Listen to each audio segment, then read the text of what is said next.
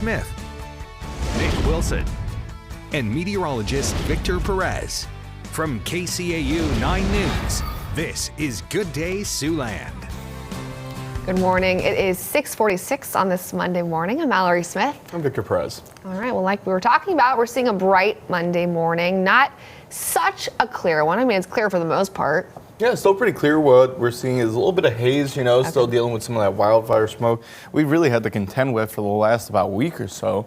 But overall, it's still going to be a sunny daytime as temperatures are going to be rising. We'll see that currently winds continue to flow out from the south and south-southeast, with areas in northern Siouxland still reporting occasional winds above 10 miles per hour. 15 now in Vermilion and 14 in Canton, with the rest of Siouxland showing winds under 10 miles per hour. And we'll see that throughout the afternoon hours, we'll see temperatures rising. So here we go through the morning hours, showing temperatures rising steadily into the mid-50s, then 60s, and we're looking at some 70s and 80s as we progress through the afternoon. So it's going to be a warm day out there, and we're going to see that it's going to be mostly sunny as well, with occasional clouds popping up. Back to you, Mallory. Loving the sunshine. All right, thanks, Victor. Well, people from Siouxland and beyond met for the area's only strongman competition.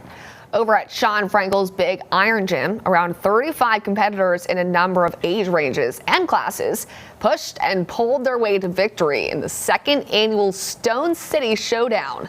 Some of the events this year included the yoke run and the always popular semi-pole. But those that participated say it's about more than just the weight. It's a fun group of people. Everybody wants to help everybody. Nobody's here out to get anybody or nothing. We're all just here having a good time, trying to get stronger, and everybody hitting PRs and stuff like that is a lot of fun just for anybody. And if you think you have what it takes, the Big Iron Gym hosts a number of events like this. The next one being their Charity Lift Pull for Pups Run for Rescues event that's coming up this June. Well, hundreds of train enthusiasts recently got a treat from a bygone age. The Sioux City Railroad Museum teamed up with the Dakota and Iowa Railroad, along with Northwestern Historical Society, to offer a ride like it was the 1960s. The train left from downtown Akron and made its way to Haywarden and back, with a stop along the way to take in the views of Northwest Iowa. We spoke with the Railroad Museum about what this ride means to them. The only time really to ride a train right now would be to take like an Amtrak or a private excursion train. So to bring it to Sioux City, an opportunity like this, it's just hard to pass up. The Sioux City Railroad Museum hopes to be able to offer more rides like this in the near future. Well, every Sunday, the Betty Strong Encounter Center brings people together for many activities, from speakers to live music. Autumn Rose. For this week's performance, many Siouxlanders came out to watch the father and son duo, Jack and Mike Langley. The pair have played together for roughly 40 years, from Sioux City to Nashville. And now Jack's son is following in his father and grandfather's steps. Jack Langley says the time that he spends with his family is priceless to him. It's just a wonderful feeling to play with your family. I'm getting old, so this is one of the few concerts we still do here, but we used to play it wherever they wanted us, Jack and Mike are members of the Iowa Rock and Roll Music Association Hall of Fame and frequently play around Sioux City. Well, today, Nebraska Governor Jim Pillen will be signing LB 574 into law. That will take place at 12:30 p.m. at the Nebraska State Capitol in Lincoln. The bill includes the Let Them Grow Act and the Preborn Child Protection Act.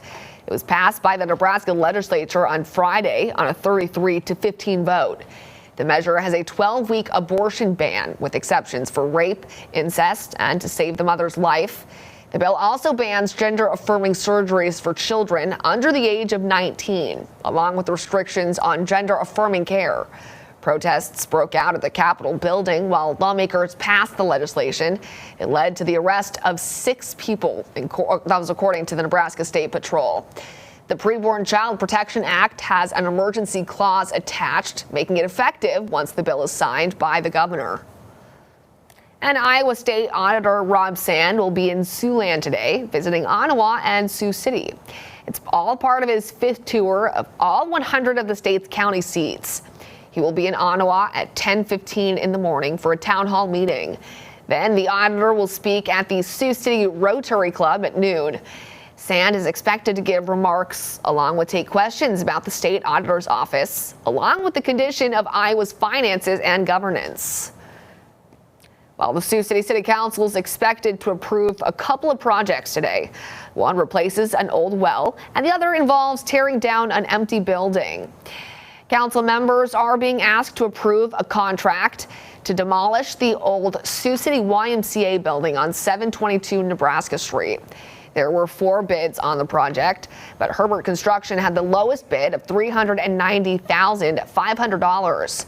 The project would include tearing down the building, removing the debris, and site work. It's set to be finished on or before December 1st of 2023. The building has sat empty since 2009 when the Y sold the building and moved to a brand new facility in South Sioux City. All right, well, now it's time to meet today's stray of the day. And every day we share a pet picked up by Sioux City Animal Adoption Rescue who's waiting to go home. Now, this is Corona. He's an 8 to 9 week old domestic short hair orange tabby kitten.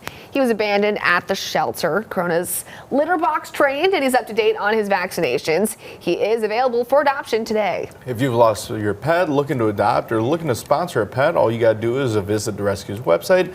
That's at SiouxCityAnimalRescue.com. Yeah. Corona's a cutie, you know, he's a tiny little guy. Tiny for sure. I know.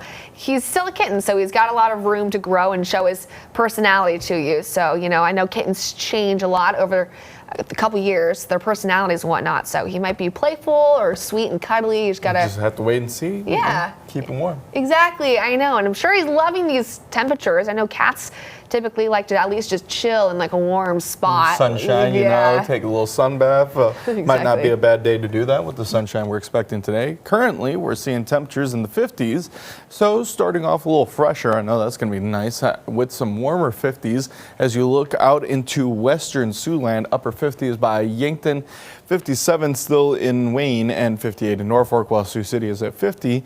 We got a few locations in the 40s, though they are barely in the 40s. Looking at Estherville and Cherokee. A wide view of the radar here shows that conditions have been clearing out as the little bit of clouds that we had in Siouxland has moved further to the east, closer towards Des Moines, as we see stretches of clearer conditions through the Dakotas and Minnesota as well. So it's going to be a clearer day overall, as conditions are not really shown so much here on Stormcast. It shows us clear, but it also shows patchy clouds until the late afternoon before they clear up. I'm expecting conditions to be clear leading up to it and through the overnight into tomorrow morning, with occasional clouds building up with temperatures that are going to be rising today into the mid 80s here. Thinner smoke expected and southeastern breezes between 5 and 10 miles per hour, with 80s forecasted through the viewing area, a little bit cooler to our northeast, warming up as you travel to our south and southwest as temperatures rise into the 80s today. Hopefully, we'll see then temperatures are going to remain in the 80s. So if you want this taste of summer, here it is. We see 80s forecasted through this week, a little bit of increase in clouds that culminates in some showers building up through the end of the weekend. So we're keeping an eye on Memorial Day. All right, sounds good. Thanks, Victor. Well, now let's turn to sports, where Nosako has the details on some high school baseball and Sioux City Explorer games coming up in your morning sports wrap.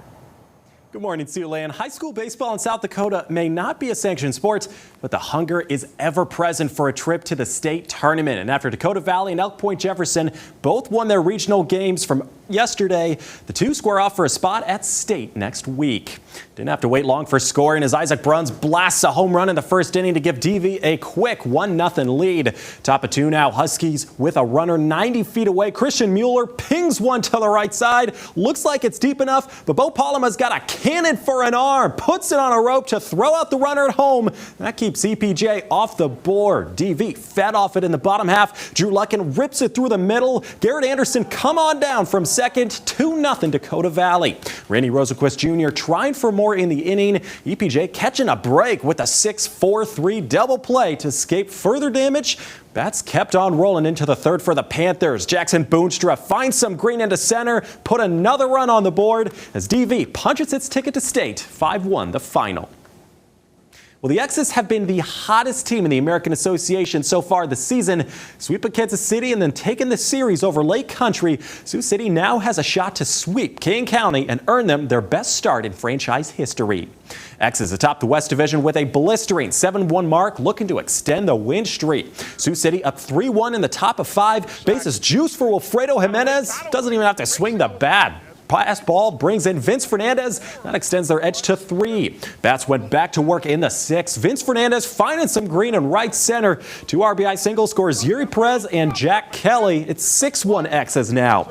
Miguel Sierra will go on to join the party next at bat. Another rope into right field. And it's another RBI to usher in Kyle Kasser. Hometown team played 7 runs in innings 3 through 6. X's bust out the brooms for the sweep 7-4. Now laying claim to the best start in the history of the club at 8-1.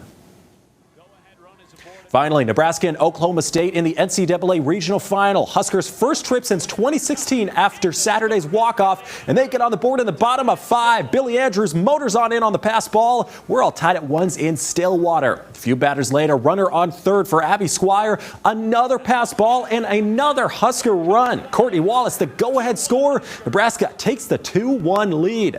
Next inning, defense going on display. Cowgirls shooting one out to center. Brooke Andrews flashing the leather. Headlong grab, huge play for the Huskers, but the Okie State offense kept at it in the 7th. Rachel Becker with the bases due, she stings it up the gut. 2 RBI single gives the lead back to the home team 3-2. Cowgirls score 4 in the 7th to end the Huskers run in the regional final 5-2. Huskers finish a great season at 36-22. That's your check in sports. Have a great day. Now let's take a look at this morning's top stories. It's what you need to know before you go. Well, today's Sioux City City Council members are being asked to approve a contract to demolish the old Sioux City YMCA building on 722 Nebraska Street. There were 4 bids on the project, but Herbert Construction had the lowest bid of $390,500. The project would include tearing down the building, removing debris, and site work. It's set to be finished on or before December 1st, 2023.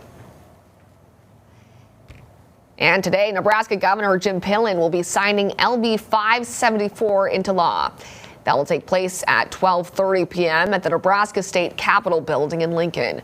That was passed by the Nebraska legislature on Friday on a 33-15 vote. The measure has a 12-week abortion ban with exceptions for rape, incest, and to save the mother's life. The bill also bans gender-affirming surgery for children under the age of 19, along with restrictions on gender-affirming care. All right, well, starting off, we're seeing some clear conditions and some warm conditions. Yeah, starting off with some 50s and some still closer to 60 for the morning hour. So we'll see the temperatures rise up today. We're still expecting a little bit of smoke coverage, though, so we'll have to contend with that. It should be a little bit thinner, though, with sunshine expected as temperatures rise up until low and mid 80s across Siouxland. We'll see that going forward. We'll have temperatures that are expected to increase a little bit with that sunshine, as you saw with the stormcast, and then afterwards, we'll see that the 9 on 9 shows sunshine expected through much of the upcoming week, and then we'll continue forward with temperatures that are going to be increasing into the 80s, and then we'll see that afterwards it's expected more sunshine leading up to Memorial Day. Whole stretch of 80s, a lot of 80s, a lot of sunshine, and then we don't see kind of mixed conditions until a lot later on. We'll check back with you. Yeah, we'll keep an eye on it. All right, thanks for watching. Have a good rest of your day.